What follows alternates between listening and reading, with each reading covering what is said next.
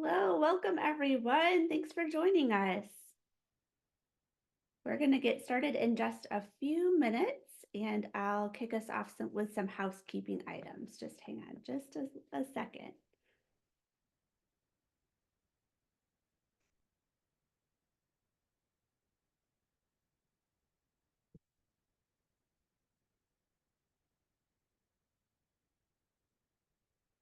All right, we are here. And today we're going to be talking about applying student-reported data for informed decision-making. Before we jump right in and make introductions, please be sure to stay for the whole webinar so you can be sure to get your CEU credits. And you'll receive a link at the end to complete a survey about how you felt the webinar went today, how valuable it was to you, what you learned. There will also be some polls throughout the webinar. So you'll see a pop-up come up on your screen. So be sure to keep a lookout for that. And put your questions in the chat. We're definitely going to leave some time at the end to answer any questions and have some time for conversation. Before we get started, I'd like to introduce myself. I'm Taylor Veely. I'm a school psychologist in Grand Rapids, Michigan. I've been working in the teleassessment and teleservices space for the last 7, 8, 9 years. And I'm very excited to be joined tonight by my dear friends and colleagues, Stacie Corder and Theresa Boen. Theresa and Stacie and I have had the pleasure of working together for several years. These ladies are extremely skilled clinicians, very compassionate and empathetic leaders, and very wise. And they're going to guide us through a lot of good information tonight about how we can really add the student's perspective to our decision making in terms of how we decide what we want to do with students and how we decide if our interventions with students are working. So I'm going to go ahead and turn it over to Stacie and Theresa now. Here they are, and they're going to go ahead and introduce themselves and kick us off. Thanks, Taylor, so much for that introduction. That was great. Welcome, everyone. My name is Theresa Boen. I am a school psychologist, and I have been a school psych for about 16 years. And I have also worked in the teletherapy space for, I think, going on 6 years. So I'm pleased to be here with my colleague, Stacie Corder. Stacie, you want to introduce yourself? Yeah, hi everyone. Stacie Corder, school psych manager here at Parallel. I'm a school psychologist, primarily worked in the Midwest and have been working remotely since 2019. Awesome. Thank you so much. Everyone, we would like to welcome you.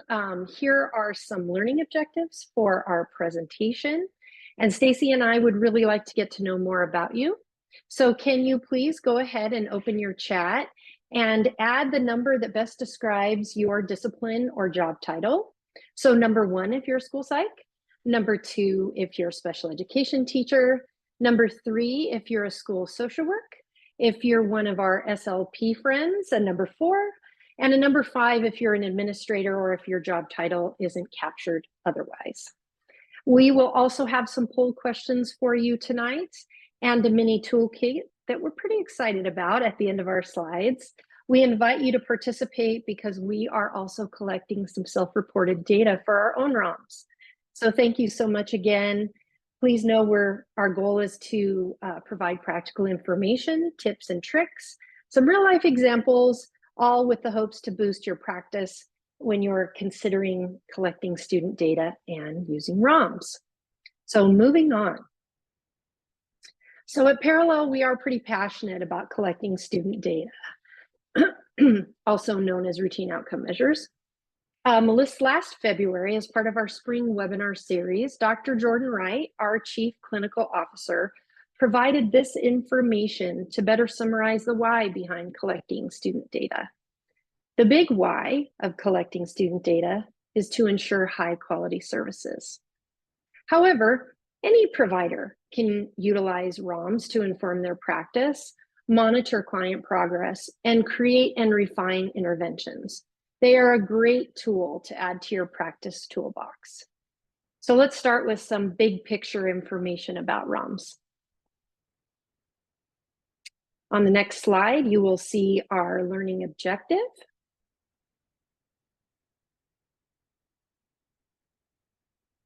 Perfect. As previously mentioned, our spring 2024 webinar, Dr. Jordan discussed the research on why collecting student-reported data really matters and how Parallel captures ROM information to assist in celebrating student success. So today, we hope to empower you and help force your data to be more flexible and work for you. So let's start with an overview of ROMs, what they are, who uses them, and move on to discuss the benefits and limitations of using that data in your work. We're going to be honest here. So let's go to the next slide and talk about this. So routine outcome measures or routine outcome monitoring, they are not unique to providing direct therapy services. There are business applications. ROMs are used across business and corporate applications. Data is collected to narrow the most popular inventory in a store or on a website, for those of you Etsy fans. Corporate sales managers review their data to look at how their workers are meeting sales goals. And in the medical field, measures like blood pressure, heartbeats per minute, and weight gain or loss, for the lucky ones, are used to track a patient's health. For our purposes, in terms of direct therapy and services, we know we have formal measures and informal monitoring. Formal measures like an anxiety and depression scale or a strengths and difficulties questionnaire, and informal monitoring like how do you feel about your therapist, your goal, your progress. These tied together really help us understand what is happening with students and how they feel. As we look at the next slide, we want to discuss some of the research that's out there. Here are a few sort of did you know facts regarding ROMs that really summarize some of the research that is behind ROMs. But the bottom line is pretty simple. ROMs allow us to assumption-proof the work that we do with students and ensure better outcomes. We're going to work with students. We're going to assess how things are going. The more tied they are to us and the more tied they are to their goals, the better things go, the more we increase student satisfaction. And it also helps us to not get overly confident on why some of those things may or may not be working and provide some real answers. So let's talk fundamentals. Fundamentally, here is what we really know about the benefits of ROMs.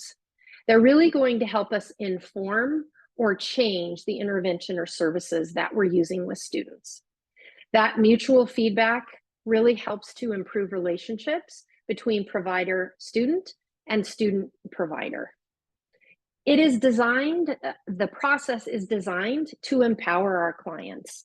We want any student or any individual that you're working with to have a voice in what they're doing. Not only their goal, also their progress and how they feel about both of those things. Increasing awareness for students is probably one of the most important pieces of the work that we're doing around what it is that we're providing.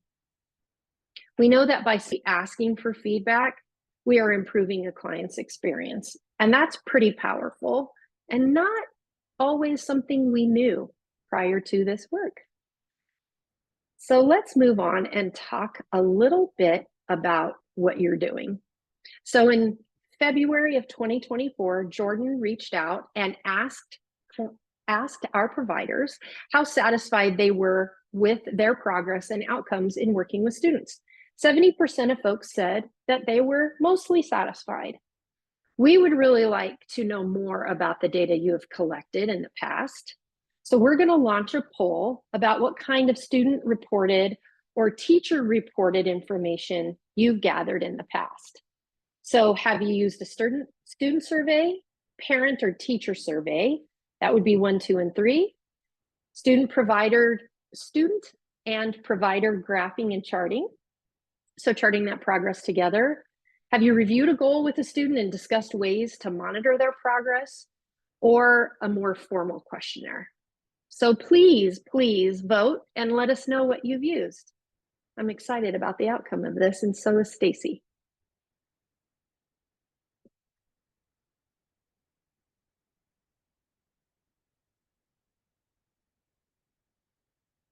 Okay. Are you seeing some information come up?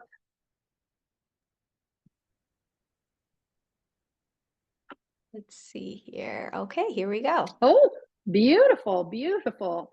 All right. Oh, student surveys and teacher surveys are very popular. That's exciting. Other questionnaires, formal in nature, reviewing goals, graphing and charting. You guys already have this. This is exciting. This is great, huh, Stace? I know. And that's really our goal tonight, is to help you think about that you might already be doing this and finding some ways to be able to consistently gather this feedback for your students. Absolutely. So let's talk about the elephant in the room with gathering data. It's pretty much always along the same lines. And these are some bulleted thoughts about that. But we know that collecting additional data is extra work for providers. Absolutely. So the goal with this collection is to make it usable. And we're going to talk a little bit about technology and automation and some of the pitfalls associated with that. But let's not forget the idea that asking for feedback is really hard and uncomfortable. And that goes for anyone who does any work anywhere. Asking for you to rate me tonight is uncomfortable, but it is hard to ask for feedback and then utilize that productively, which is part of what we're going to talk about.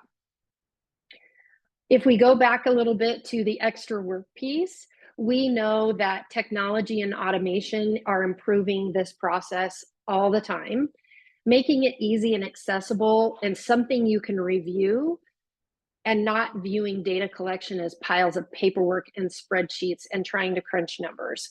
That can feel like a real barrier or a blocker to the idea of collecting data. There's already so much going on as a service provider. We've got a lot to think about. Sometimes collecting data feels truly like some kind of program evaluation. And there's nothing worse than that word program and evaluation tied together. We also know that that significantly reduces our desire, or that, I'm sorry, we know that it significantly reduces our desire to collect data when certain things happen to impact the collection. Maybe students move, maybe your cooperating teacher leaves, maybe you're an itinerant professional and you have 4 or 5 buildings this year and you have 4 or 5 different buildings next year. Things like that can make it difficult to manage this piece of data collection. The other thing that can happen in every school all the time is that administration focus can change. So you may have been collecting data on a particular student's progress in a curriculum, and the curriculum has changed. So overall, we know focus changes. We also know that we can collect data in a way to continue to give us information. It's really just about how we do it. The last piece of the challenges for providers is that sometimes it can feel like a performance review, right? You're collecting data about how things are going with students, and some of the feedback can be challenging to your own perspective on what's happening. At the end of the day, we still need to do it. It's important, and we just need to frame it in a way that's easy to access. If we go to the next slide, we're going to talk about those challenges for students as well. Because if this is a relationship that's symbiotic and you're working with another student, or you're working with a student, or in some cases, several students, this requires the recognition that ROMs are hard for kids too, because we ask them to be honest with adults. How many of us have asked kids how they think things are going, and you get that whole, I don't know. It's hard. Kids don't always know that we're okay with being told that they don't feel like things are going well unless we tell them. Sometimes students might also turn that back towards themselves. When you ask them questions, they may feel that you're evaluating their progress from a pass fail, or a, you're doing great, you're not doing that great. And so again, we have to educate students so that they know that it's a hard, uncomfortable process, but we really want their information, and really this is about their goals and not them personally. The other thing sometimes we have to do is we really have to teach kids how to answer questions to evaluate their progress. So it's uncomfortable. I really don't know. I think I'm doing terrible. We have to teach that process of giving us information so that we can gather good data to inform what we're doing. At the end of the day, the process can feel very personal for both the provider and student, but the more we persevere and keep our focus on students and their goals, the more we will learn and be able to move on. So just know that we all feel it. As previously mentioned, at Parallel, we are pretty passionate about collecting data, and we do this after each session, and it's conducted on our platform. We discuss both functioning and sentiment, asking 2 questions in each area. How am I doing overall? How is my goal going at the moment? How did today's session go in general? And how do I feel about my speech therapist? This information helps us to continuously monitor students' progress and gives us some insight on what we might need to change or continue doing great. So now I'm going to turn it over to Stacie, and she's going to talk specifics about identifying and analyzing all this data. Right. Thank you so much, Theresa. Theresa was able to discuss the benefits and challenges of ROMs, and I know now you all are so ready and excited. So on the next slide, we'll talk about our learning objective, which is to really think about the process of the data. And I know I have a lot of school psychs here, so this will probably feel very comfortable and familiar to you about analyzing and identifying patterns in data, but really that focus on student-reported data.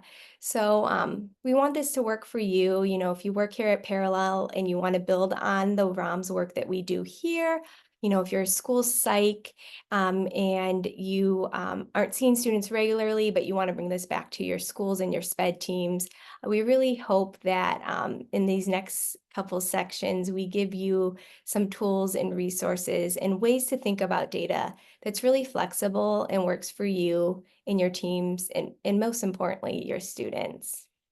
So when we talk about the process on the next slide, we want to chat about how often. So I think that's important to note. Here at Parallel, we do offer a routine outcome measure after every session, but it can be done at key milestones. So you can do it at, you know, the end of a curriculum milestone, a quarter, semester, trimester, you know, even the end of the year, or tied to an annual review IEP to really assess a student's academic and emotional well-being. But I want to make sure to note that it can be at a cadence that really works for you and your students, as long as it's occurring on a regular basis. So when we think about what students are rating, just want to take a little bit of time to go more in depth about what those things can look like. So they can rate how they're doing and their overall progress with their academic journey. We can also think more specifically to look at their how they feel about subjects and skills, looking for strengths, opportunities for improvement, and also give us some good insight to their confidence level and how they feel about their work on something that might be harder for them.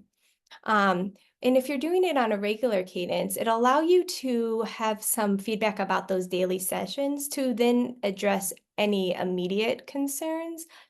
And then on the flip side, to really celebrate any successes in real time. And then the last one, which Theresa, you know, talked about too, was when we're asking feedback about their teacher and provider, we know that's important because we have so much research on how important that relationship is for student growth. So it really is interesting to gather that data on how they feel this relationship is and that impact on their learning and their growth. All right, so you've got this data, you're really excited about it. How do you use it? How do you really make meaningful changes and allow this student to be heard? Because we do a great job, I think, collecting lots of data, but we really want to think about this in a way that works for you. And I think one thing to just remember is we collect a lot of data, but to figure out a way to review it regularly. We do offer it. You can, here at Parallel, you're able to see your data with your students, and then we offer that to our providers monthly. But thinking about a way to include your student, maybe that's at the end of the week when you're working with the student daily to review the data together, and really thinking about that. And then in general, with data, when we're looking at it and reviewing outcome data, we want to also think about other data we're collecting. So we're collecting probably data on their goals and their progress with whatever service that you are providing or their team's providing. And we really hope these two things correlate, right? That the student's feeling good about the work that they're doing and that you are also seeing growth. But I think it's important to note, just like with any other intervention, if progress isn't occurring, it's okay. Change your strategies. Try something else. If you do see progress, definitely celebrate and promote it and let others know on your students' team. We want to make sure that the kids feel really proud of their accomplishments, and we really celebrate all the hard work that they do. And if you see the progress plateau, let's say the ROMs are kind of sticking in that 7, 8 range, or it's just not moving, or the IEP goals, same thing, not moving at the rate that you would like, review those goals, review your intervention goals, and make sure that they remain really relevant to your student. If you're aiming too high, maybe some foundational work is needed. You need to step back and work a little bit more on some other things with this student. All right, so when we talk about data, one thing that we're obviously talking about student-reported data is pulling in the student, right? So asking the student about the data.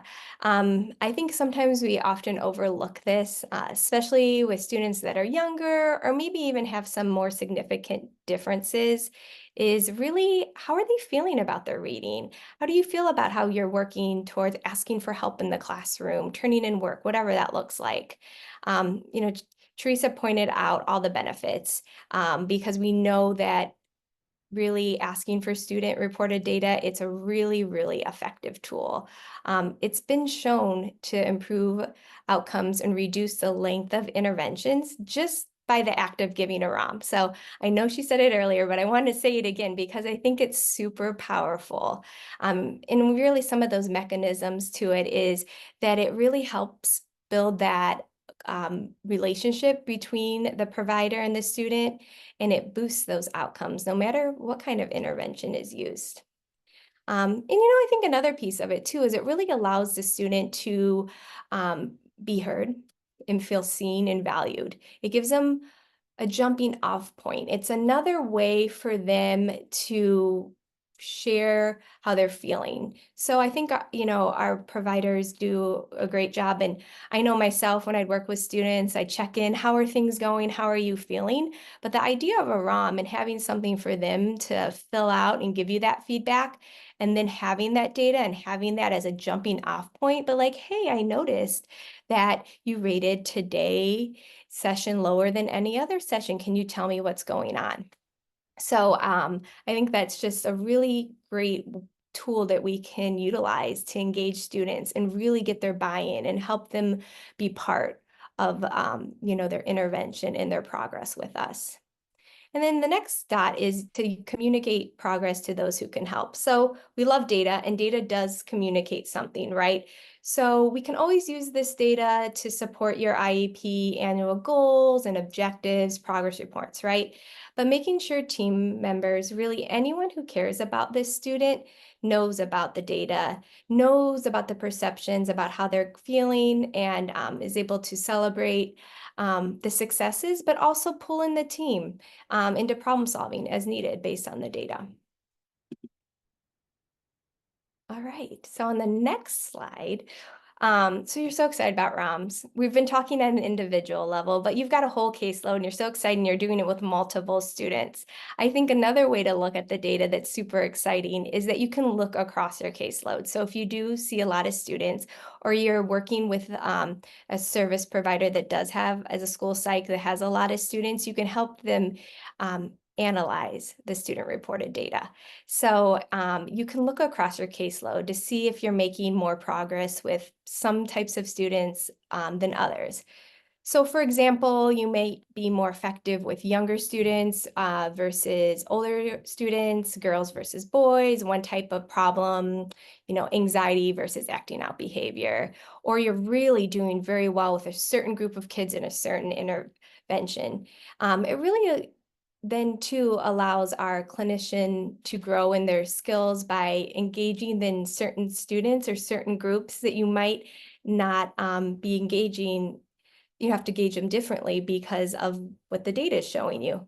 I personally find this a little scary to acknowledge that I personally don't connect with older students the way that I connect with elementary students. I am an elementary school psych, if you can't tell by my animation, right? So I think that's helpful to know that if I'm working with high school students and I do see this data, I can say, okay, I'm not connecting as well with my high school students. I need to reach out to some of my high school psychs or social workers and ask for what works for you. Are you using certain tools, interventions, way to engage these students? And then one of the other points on here is about low scores. So you're collecting ROMs, you might start to see low scores. I think if you see a low score, don't worry. The session may have been tough. You might have, really worked on something really hard during that session, and that's okay. But if you do see a trend, if those scores start to dip, it could mean something else is going on. And it could lead to you to put some sort of intervention or resource in place. So making sure that rapport is there, that the intervention is correct, that you say, you know what, I'm going to pause for a couple of weeks. I'm going to really work on building rapport with this student, doing a lot more getting to know you, things to really build that relationship because I'm not seeing the progress that I like. And I think about this for myself because I wish I would have had ROMs to gather some feedback quicker myself. When I was working with a student who was autistic, I was having a really hard time connecting with her, really getting her engaged during sessions. I could not get really anything out of her. When I finally got it out of her and was able to engage her, it was about the session time and missing choir class. She absolutely loved choir class. And I think about what if I would have had something more objective for her and I would have seen those low scores and I could have been able to engage her quicker and had another avenue to problem solve that sooner and to intervene. So I really think there's so much value in it and being able to open up conversations. All right, so we're back with another poll for you. So we want to get a little bit of feedback from you all about what you see from what you've heard so far, or even from your own experience. What will be your biggest challenge in collecting student-reported data or retuning outcome measures? Would it be just getting started, developing the measurement, finding time, being consistent with data collection, being able to analyze the data, or actually using the data and putting it into action? So we'll let Corrine launch the poll here and give you all a minute to give us some feedback on that.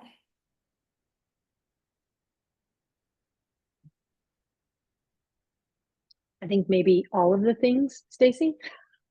Yes, I All know. of the things, yes. Awesome. A little bit more time. Yeah.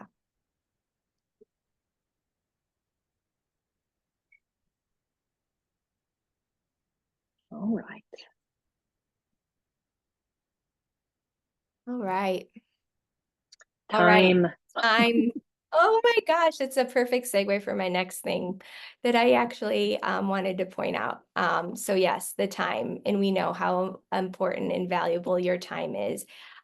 So it's a perfect segue because the next section is about what we're calling our toolkit. So we do. We know your time is limited, and we don't want this to feel like one more thing. So we put this toolkit together to share some easy ways to gather data that we hope will then, and also some resources to help you analyze the data so you can have those meaningful conversations with your students and your staff.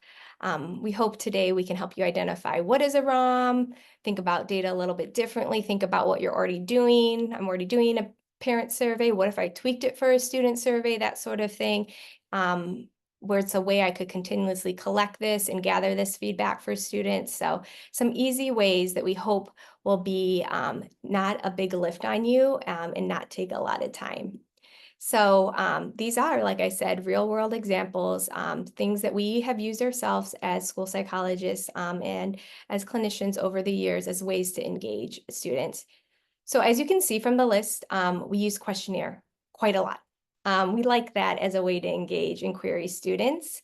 We'll start with some Google Forms, but before we move on to the next slide, I should note that I'm a huge fan of Google Forms. I'll talk a little bit more about why I love them so much, but I just wanted to note that always be mindful of data safety and security, especially in this digital world, and to check in with your school's policies around, utilizing this and having a way to share this data safely.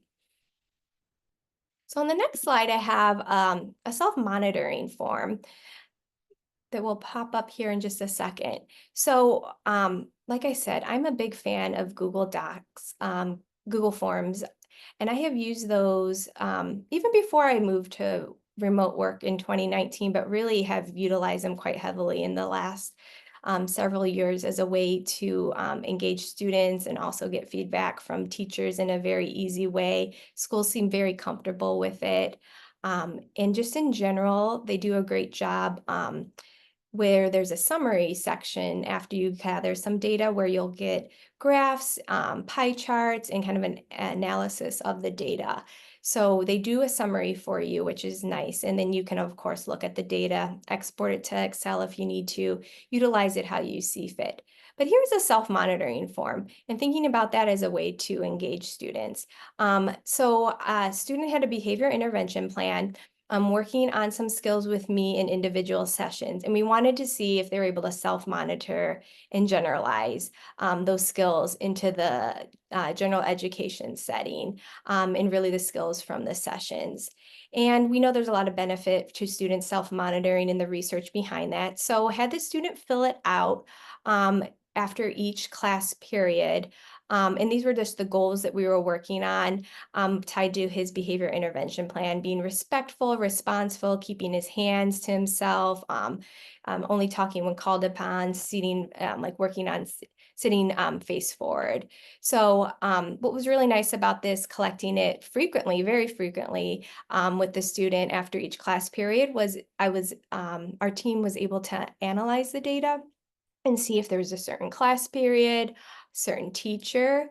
And then there was another component too where we added that I didn't screenshot for this, but where the teacher actually rated the student too. So we wanted to get a sense if the student was actually really internalizing and accurate in their ability to identify their behavior and seeing where that was consistent. And if it wasn't consistent, what I could do to help support that in the sessions that I had with the student.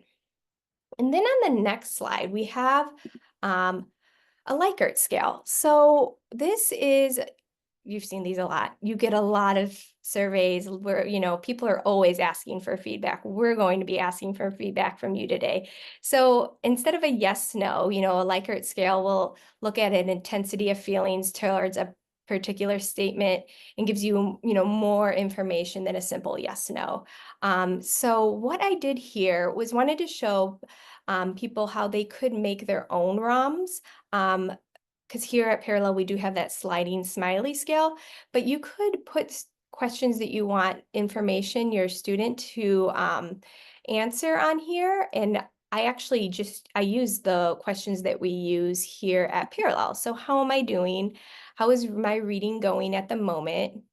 how did today's session go in general, and how do I feel about my teacher? And you allow the student to rate that, and you would get that data into your Google form and get a summary on that, pie charts, that sort of thing. So a really easy way to collect data and be able to share that out with your teams on a regular basis. Depending on your school's policies, you can even add team members. So if you're a special education teacher, adding a gen ed teacher, so they can get a look at the data in real time as well. So it's a really nice tool. And then on the next slide, we have IEP goal monitoring. So something I had been surprised, sometimes working with students, was that they weren't aware of their IEP goals or their objective or what they were working on. And I think this is especially true with younger students. And I think it could be a really powerful way to work with students to let them know their goal, what the objective is that they're working on. And this is just an example that we put together about an IEP goal that I had worked with students. So it was a coping strategy. So movement break, deep breathing, quiet space break to avoid engaging in unexpected behavior. So I put in a Google form the IEP goal, and then I asked the student what kind of coping strategy do they use best. So getting a sense of where they felt that their strength was at. Was it with the movement break, deep breathing, quiet space break? And that information, I thought, is very helpful in the sense that you could use that to see, oh, they feel really good about deep breathing. Yeah, actually, now that I think about it, we've spent a lot of time working on deep breathing. They're probably doing a pretty good job on this. So it could also help tailor what you're doing with this student, because sometimes these goals and objectives, there's a lot to work on. So letting that student feedback guide you and support the decisions that you're making, because you guys know well, and you know your students best. But just to have that information to validate that, and also to let that student be heard, I think is a super powerful thing. So also, one other thing I wanted to note before Theresa shows you really cool data analysis is that you can even have the student like graph it together, be creative, use like color pencils, charts with this data. If they're younger students, especially like this. So if you're collecting this data and they're like, giving themselves a 3 or 4, you could have them graph it. Because that's one way to also show the data, and you could take a picture of that, upload it to their IEP, of course, share with the student and celebrate that. And then on this next slide, Therese is going to show you a very powerful tool to analyze ROM data. Thanks so much, Stace. Yeah, it's interesting because if you are working at all, anywhere, AI is the hot topic, right? Everybody wants to think about how can I incorporate AI into my practice? And this is a good example of that. I did want to hit on a couple of things that Stacie mentioned that I think are so valuable, which is the Google machine that it is really does provide some great avenues for collecting that data and then managing that data. So as Stacie indicated, don't forget that sharing the data that you receive from the standpoint of you can share individual forms all the way into spreadsheets, and those spreadsheets actually allow for you to monitor the specifics of even a group of students at the same time, especially if you're collecting data for some group sessions alongside your individual sessions. But back to AI. So really using AI in your practice is something that I personally was a little bit afraid of, I admit. And as a person who is ever working hard to overcome my technology gaps, please note that this is open source AI, where essentially what I did was take some datum and I actually typed into open source, make a graph of the following with data points, and I gave this information to it. And within about a minute, this was the graph I got, which is a little bit mind-blowing if you're used to doing anything by hand. But the reason that we highlight this piece is because we understand that you can use universal standards of rate of improvement for acquisition skills. So we know that second grade students should be able to read between 70 and 130 words per minute.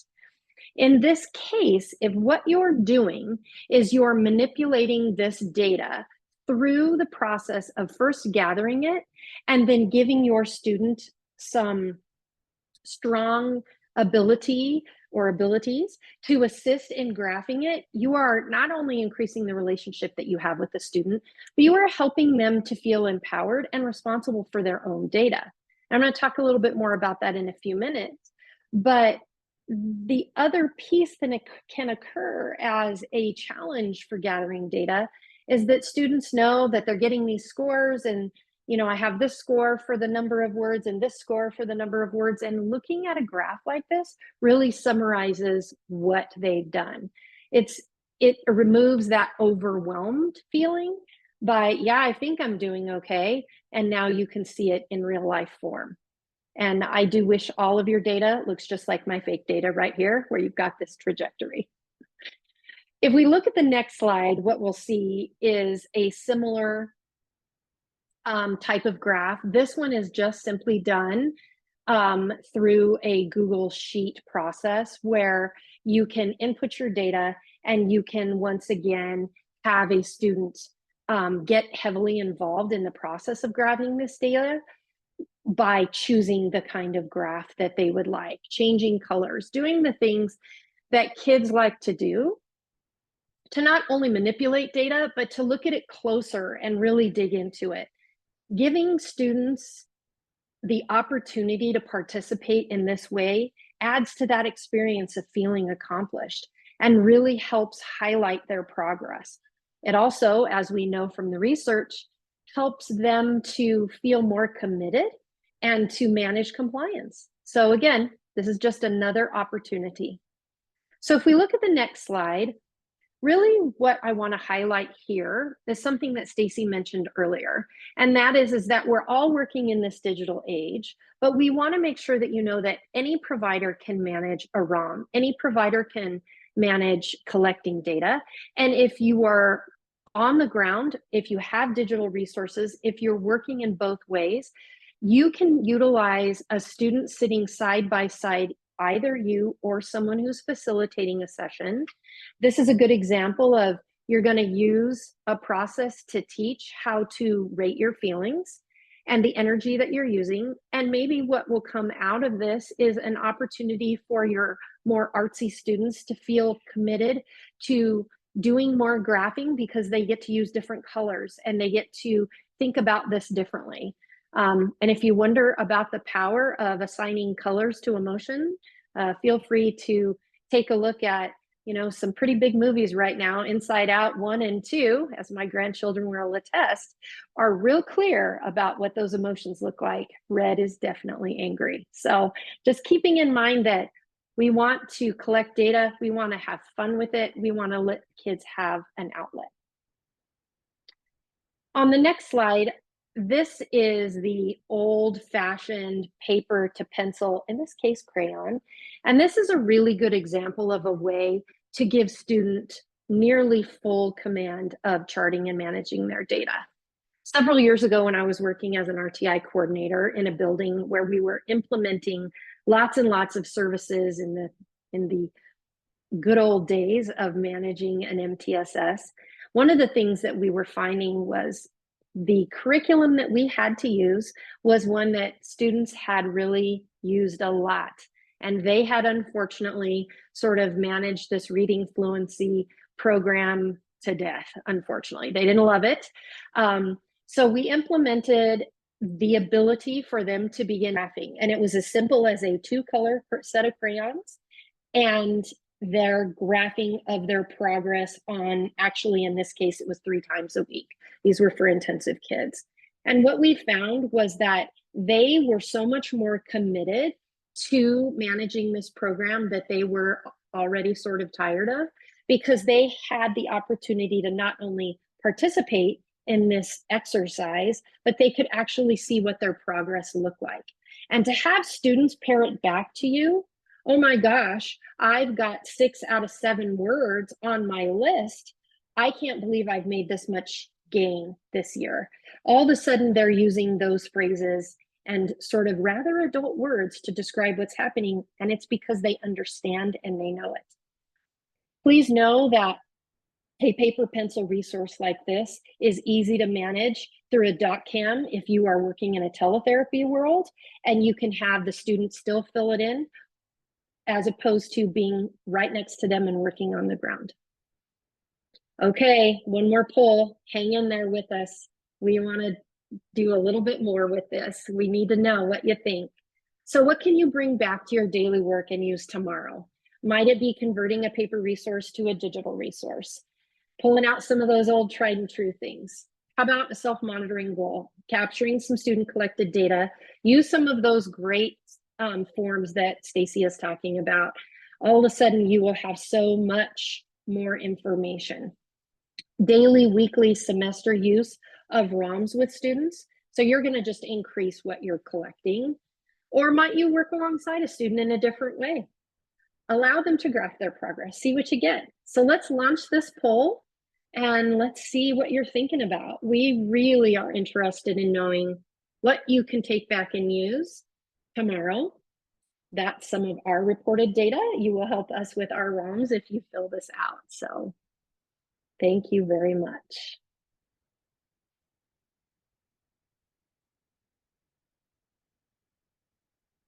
This might be another all situation, Stacie. I know anytime I went to a presentation, there were so many good pieces, and that's what we want today. We hope that this is helping you.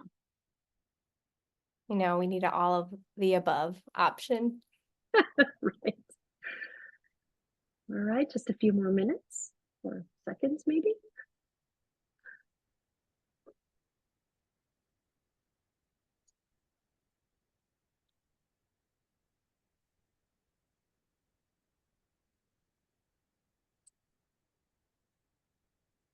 Okay, awesome.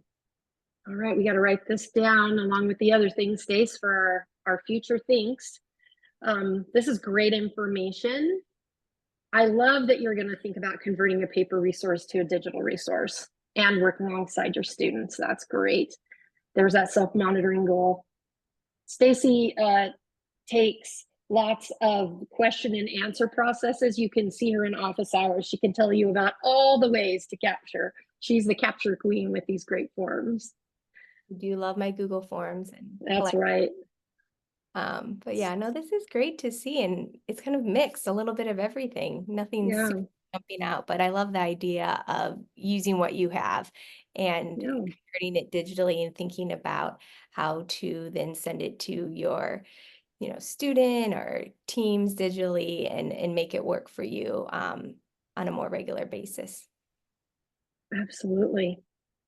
We want to thank you so much for participating in these polls and for attending our presentation. We definitely appreciate your time. Thank you so much. Thank you all. As Theresa said, I'd like to mention that Parallel is hiring for the coming school year. We're right in the midst of it. And also, if you are working with a district who might need some extra support, Parallel also has a referral program.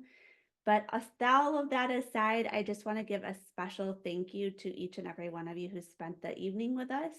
We know how valuable your time is. We know that you're doing amazing work with your students every single day, day in, day out, and you're really on the front lines of that advocacy and support of students and families. And we're just honored to work with you. We did have a couple of questions and kind of themes that came up in the chat. So Stacie and Theresa, I'm going to kind of throw those out there to you. One big theme, and I think you kind of touched on this a little bit, but how do you think about managing this as part of your daily workflow in terms of finding the time to really be intentional about getting this information from students, but also taking that extra step of sharing it with others and giving yourself time to reflect back on that? Yeah, I have a lot of thoughts about this. I'm going to give two and then turn it over to my colleague. I think that building in time at the end of the day or at the end of the week and making it part of your daily work is very helpful. I think the other piece to that is utilizing any automation that is at your fingertips that gives you the ability to collect and share utilizing a spreadsheet opportunity, as we've mentioned, via Google. I think that makes a lot of difference in how you can keep the piles from overwhelming you. Yeah, no, I would just piggyback on that um, as a provider, I was much more successful when I was intentional and was able to build it in to a session. So if I was working with a student once a week and wanted to gather this information, maybe every other week or once a month, I made sure that I had that on my calendar or some sort of alert to remind me to build it in. For me personally, Fridays tend to be a day that I'm able to take some time to look at data and analyze it and just building that in and putting that on my calendar. And I think, using digital resources and tools like Theresa mentioned and adding collaborators, so key stakeholders, so whether that's the general education teacher, other related service providers, so they have a view of the data in real time. That was super powerful, especially for my students that had the most intensive needs to be able to all be able to look at that in real time. And when it worked for us on our own time, but then having it ahead of a meeting, right? So that we were able to reflect on it and problem solve during any of our, BIP or behavior problem solving meetings. Absolutely. It's like you kept saying throughout the presentation, and I think it struck me all over again, is just how powerful it is to have a way to quantify the student's perception of their progress, both for the student, but also for the entire team. It gives kind of a different way of understanding what the student is doing. It's really exciting to think about. One other question that came to mind is how much data would you collect before you might consider changing the intervention or adapting the student's goals? Like, when would you know that you're kind of at a decision point, or how would you think about that? Well, yeah, there's definitely no hard and fast rule I have learned on that. I have found that typically the number that seemed to work was 3 data points, kind of below where we would like to see and whatever our intervention goal was. But that also depends on how often you're collecting that data, right? So if it's on a weekly basis, maybe it's 3 data points. But I don't think you can ever be too proactive, especially with student data. To ask for their feedback and to check in if you notice a dip, if you notice a low score, to see what's going on. So I think you can utilize that data and gather that feedback quicker than you don't have to wait for 3 points. I don't know if Teresa, if there's anything else you would add about that. I don't think I would add much more other than if you're seeing some immediate resistance, you might want to think about things differently. I tend to sit in the framework of 4 to 5 points. So I think it's very similar, and I agree with Stacie. I also did want to mention that the other thing that helps to keep us accountable to data is adding a data meeting, or excuse me, adding a data conversation to all of your agendas for student conversation. So if you have an MTSS, a standing STAR, a standing IEP conversation that you review student information and data, make sure that you're adding this, and you're not just talking about their current benchmarking, but that you're adding any data as a line in your meeting agenda. I love that idea, kind of overlaying all of the different data we have about students to kind of get that full picture, that triangulation or that pattern that we're looking for. One last question, and this is a more general question, is where can people find more information about what it would look like to work virtually as a school psychologist? I think there's some interest being generated just being able to see all the things that we are able to do in a virtual environment with our students. Where could people find more information about that? Boy, I think it is in many different places. There is a lot of information on social media about becoming a virtual psychologist. And I know for me, I was probably one of the biggest naysayers for virtual service that you've ever met. As a building administrator, I was not interested in it. And I really had to come back around to recognizing that the limitations were in myself.